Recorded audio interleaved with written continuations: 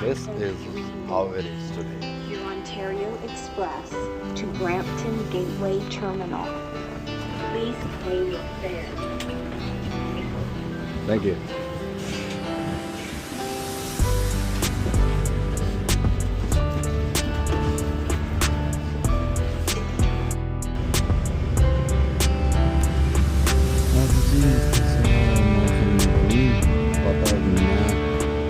रातिबाट चल्नु भएको छ मौसम पनि लाग्छ बबालै भएको अहिले चाहिँ अब फर्स्ट बस लियो अब सेकेन्ड बस लिने बाटोतिर लागिरहेछ काममा पनि पुग्नु पऱ्यो टाइमले पुग्नु पऱ्यो यहाँ भनेको टाइम लाग्छ बजेट नै हुन्छ नि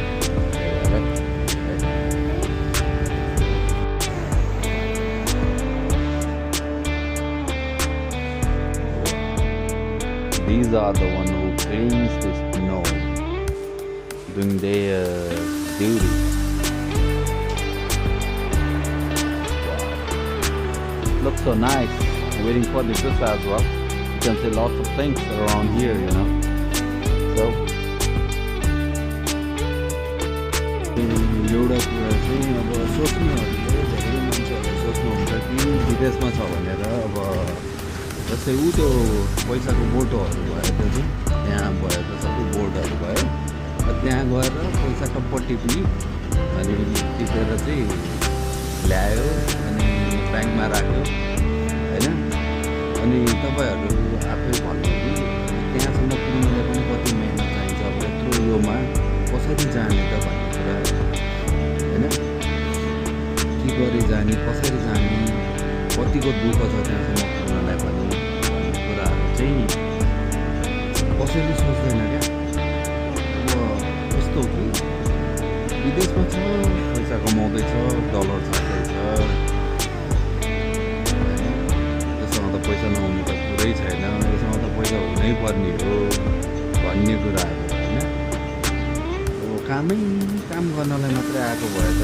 ल है पैसा पनि हुन्छ सबै कुरा हुन्छ भनेर मजाले सेभिङ पनि हुन्छ सबै कुरा हुन्छ सबतिर दसतिर हेर्नुपर्ने हुन्छ यता आएर पनि सबै कुरा मिलाउँदा उ गर्दा धेरै गाह्रो पर्छ भन्ने कुराहरू योमा चाहिँ मैले तपाईँ सबैजनाहरूलाई सोच्नुहोस् कतिको गाह्रो छ भनेर भन्नलाई हो के न गफ दिनुभयो होला के आमा